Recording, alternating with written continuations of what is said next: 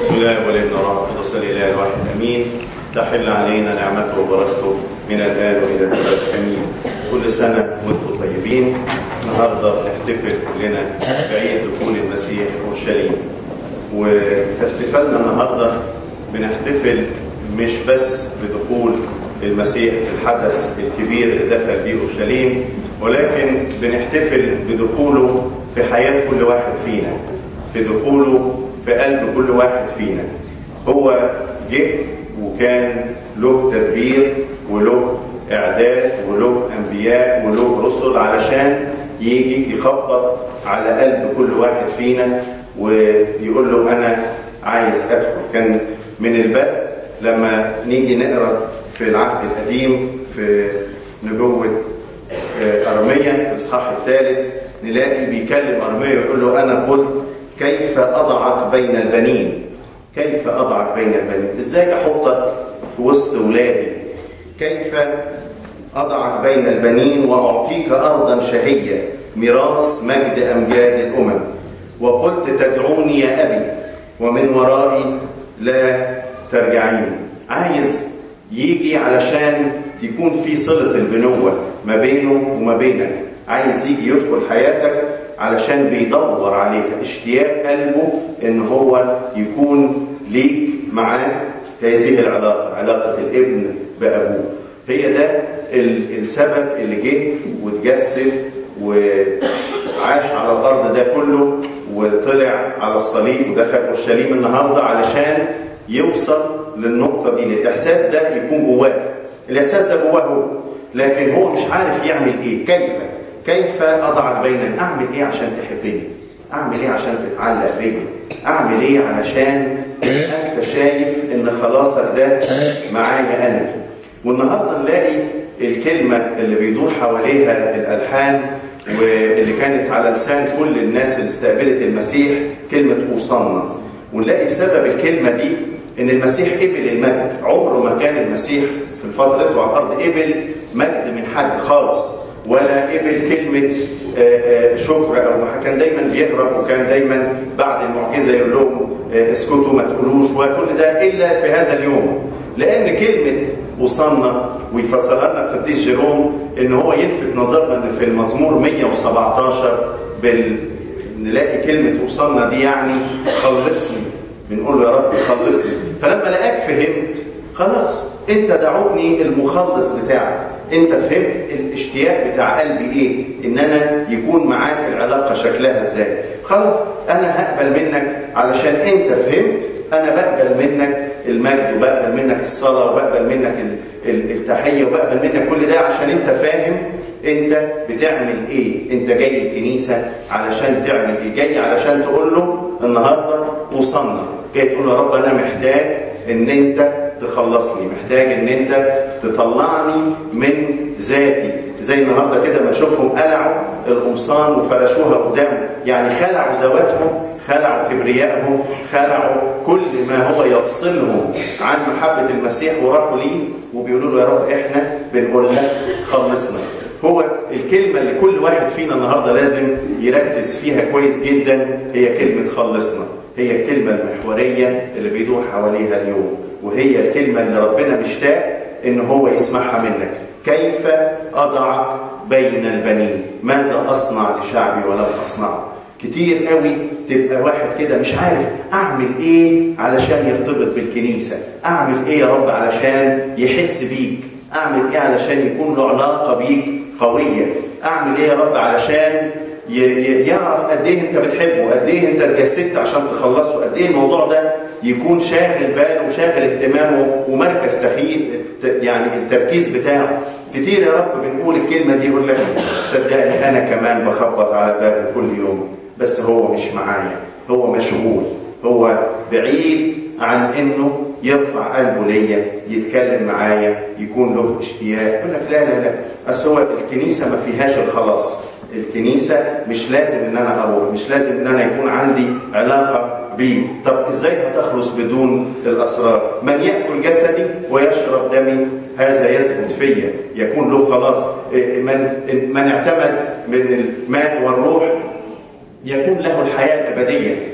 كل ده هو اداهولك، بس طالب منك، مستني منك ان انت تخلع القميص بتاعك، تخلع ذاتك وتيجي تقول يا رب انا عايز يكون ليا شركه معاك، انا بعترف بيك اله ومخلص، عايز ان انت تدخل حياتي، عايز ان انت تكون ليك وجود في كل يوم في حياتي، عايز ان انا ارتبط بيك في الاسرار، في التناول، في التوبه، في الاعتراف، في كل اسرار الكنيسه يكون ليا شركه، علشان بالشركه دي هكون مبني على اساس الرسل والانبياء. هتبني ازاي؟ على اساس الرسل والانبياء. ده في المعموديه تلاقي الكاهن كده وهو منطلق على الارض يقول يا رب ابنهم على اساس الرسل والانبياء. هيتبنوا ازاي على اساس الرسل والانبياء وهم بعيد وهم مش موجودين وهم مش بينهلوا في التعليم؟ بدون تربيه كنسيه وبدون تعليم كنسي مش هينفع، مش هينفع. تعال احضر، تعال اسمع، تعال اسمع شويه الحان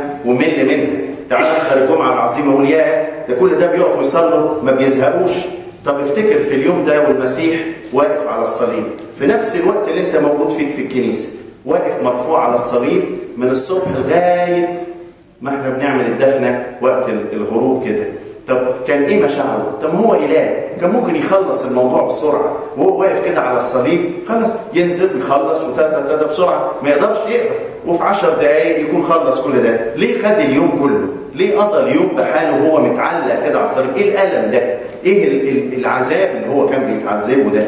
لانه كان له تدبير، عايز يعمل حاجات، مش عايز اليوم يعدي بس، لا ده انا عايز ان انا يكون ليا حوار مع اللص اليمين علشان يجي، عايز ان هو يسمع الكلام ويتحرك جواه مشاعر ويكون له ارتباط بيا، عايز الجندي اللي يجي يطعني بالحربه يشوف حاجه فتغير حياته فيرتبط فيفهم فيقرب، عايز يكون ليا حوار مع يوحنا، عايز يكون ليا حوار مع العذراء، عايز يكون ليا كل ده. انا مش عايز اضيع دقيقه، ده يوم مش هيكفي، يوم مش هيكفي ان كل الناس دي تيجي ويكون ليها خلاص معايا. لكي ما اضحى بين البنين، كيف اضع بين البنين. فضل متعلق على الصليب يوم بحاله بيقول لك كيف اضع بين البنين. اعمل ايه يا حبيبي؟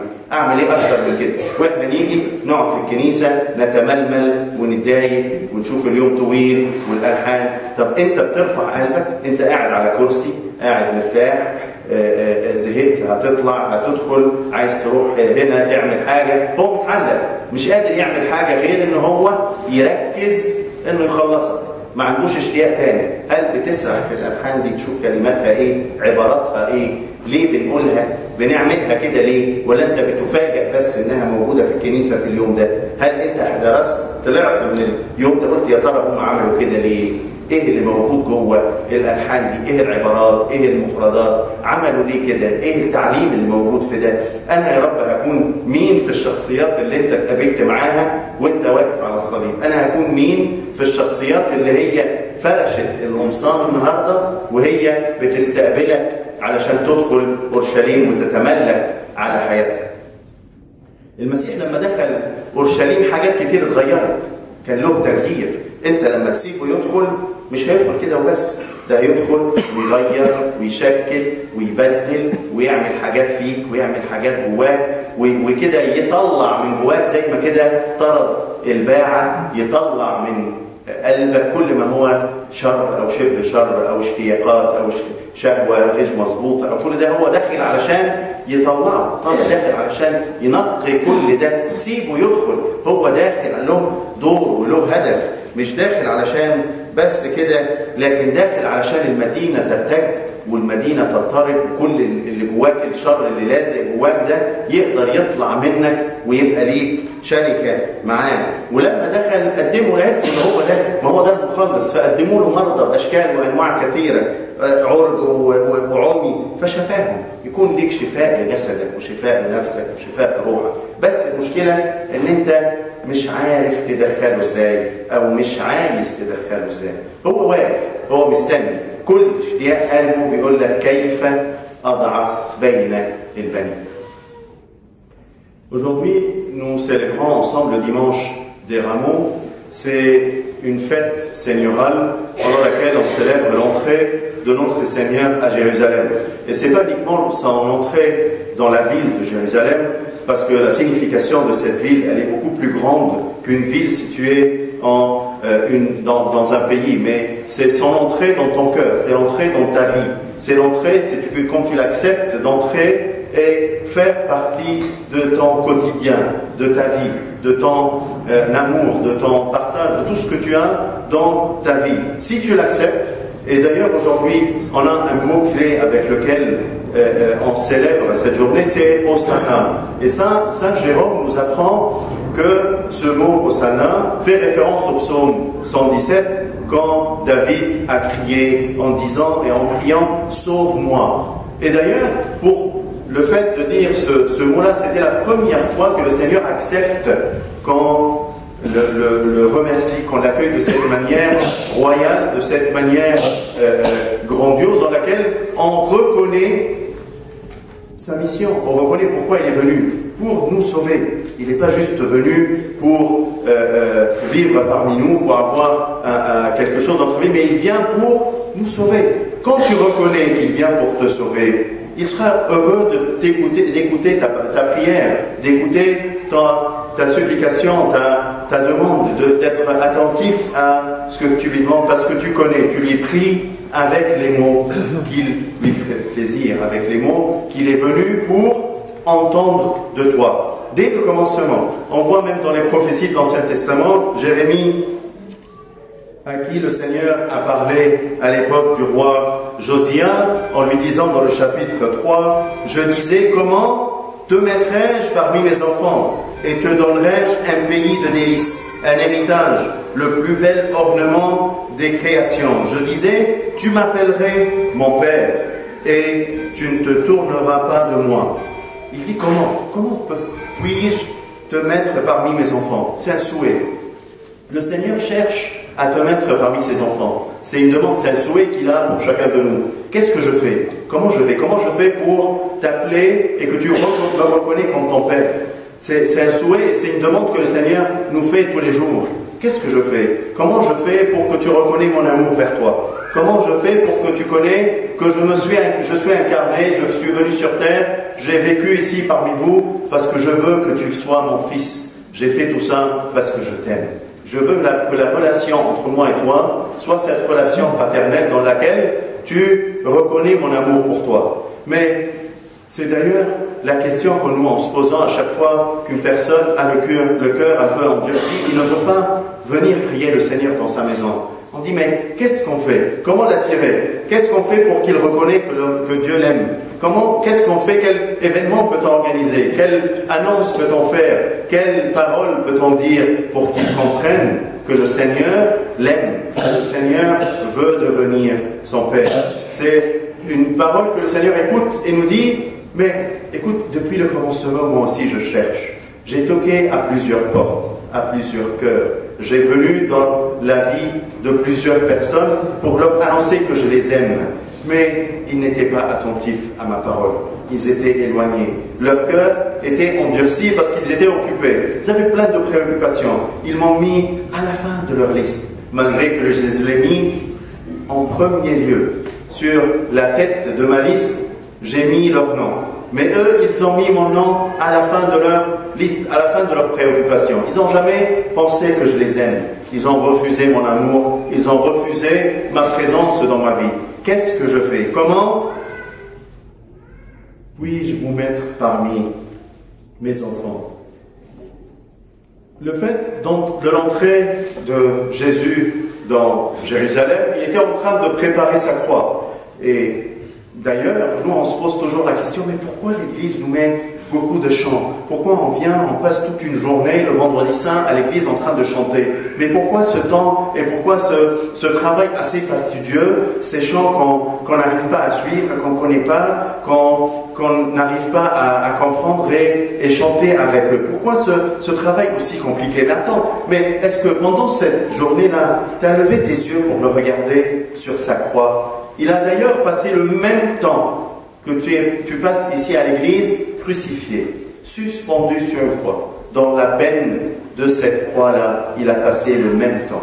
Toi, tu le passes, tu es en train de chanter, écouter de la musique, des mélodies, des mots, mais tu ne veux pas faire l'effort. Pourquoi, Seigneur, tu as passé autant de temps sur ta croix? Pourquoi tu es un Dieu, tu es tout puissant? Pourquoi tu ne nous as pas offert le salut en quelques minutes, voire quelques heures, pour que ça soit rapide, que tu ne passes pas autant de temps dans la passion, dans la peine. Et il vous dit, est-ce que tu as regardé les événements qui se sont déroulés ce jour-là? Moi, j'ai cherché dans cette journée d'appeler chaque personne, tous les hommes, toutes les femmes, tous les enfants, tous ceux qui étaient présents ce jour-là, j'ai cherché qu'ils deviennent mes enfants, qu'ils m'appellent mon père, qu'ils soient unis avec moi et recevoir le salut. J'ai attendu le bon larron qui était à ma droite, afin d'avoir la conversation avec lui et qu'il comprenne et qu'il soit sauvé. J'ai attendu le soldat qui est venu mettre la lance entre mes côtes et voir le grand miracle et croire en moi. J'ai attendu pour avoir la conversation avec Jean et avec Marie. Et dans cette conversation, leur annoncer que je suis votre Père, que je vous aime, que j'ai fait ça pour vous. J'ai attendu parce qu'il y avait plein de messages. Il n'y avait pas autant de temps. C'était trop court. C'était très peu de temps. C'était pas assez pour vous sauver tous. J'avais envie de rester encore et encore sur la croix. J'avais envie de vous appeler chacun et chacune par son nom. Je l'ai d'ailleurs fait, mais vous n'étiez pas attentifs à ma parole. Est-ce que tu as fait cet exercice en sortant de la messe ou d'une journée comme Vendredi Saint pour voir, mais c'est quoi ces paroles de chant? Pourquoi ils sont en train de les dire? Qu'est-ce qui se cache dans ces paroles? Quel enseignement puis-je tirer? Quelle annonce et quelle parole le Seigneur veut me communiquer pour moi? Pour avoir cette conversation, pour avoir ce message spécial pour moi. Est-ce que j'étais attentif ou j'étais ailleurs? J'étais à côté de sa parole. J'étais pas attentif pour recevoir ce salut. Tu as un rôle. Oui, il t'a offert gracieusement ce salut, mais il y a un rôle que tu dois accomplir. Il y a une tâche qui est dédiée à toi. De venir à l'église, de participer à ces saints sacrements, à ces chants, à ces prières, parce que tu n'es sauvé que par son corps et son sang, présent sur cet autel. Si tu n'as pas cette communion avec lui, comment peux-tu prétendre demander le salut? Si tu n'as pas reçu le baptême, si tu n'as pas pratiqué ce baptême dans son église, comment peux-tu être instruit sur les paroles des prophètes et des saints? D'ailleurs, c'est une parole que le prêtre dit en se prosternant devant le baptistère, en demandant au Seigneur, Seigneur, instruis-le, cet enfant qui sera baptisé, sur les prophètes et les saints. Comment il peut avoir cet enseignement sans l'éducation chrétienne, sans l'éducation ecclésiastique, sans l'éducation dans l'Église? On ne peut pas comprendre, on ne peut pas connaître, on ne peut pas reconnaître le salut qu'il nous a offert. On a besoin de faire un effort, on a besoin d'aller vers lui comme il est allé vers nous. Quand il est rentré dans Jérusalem, beaucoup d'événements sont passés, des événements qui sont dans le bon sens. Il y a eu un tremblement de terre, quelque chose qui a secoué cette ville pour la purifier, pour faire sortir d'elle toute impureté, toute mauvaise idole, tout ce qui a existé et qui n'était pas selon sa volonté. Toi aussi, en le recevant aujourd'hui, dis-lui, Seigneur, j'ai besoin que tu me purifies comme tu as purifié cette vie, comme tu as fait sortir ces idoles de cette ville. Moi aussi, j'ai des petits idoles qui se cachent dans mon cœur et j'ai besoin et j'ai envie que tu me laves et tu me fais sortir ces idoles de mon cœur comme tu as fait dans cette ville. Que tu me offres la guérison que tu as offert à tous ceux à qui ils t'ont présenté. Ils lui ont présenté des malades, des aveugles, des gens paralysés et il les a tous guéris. Il est rentré pour ton bien.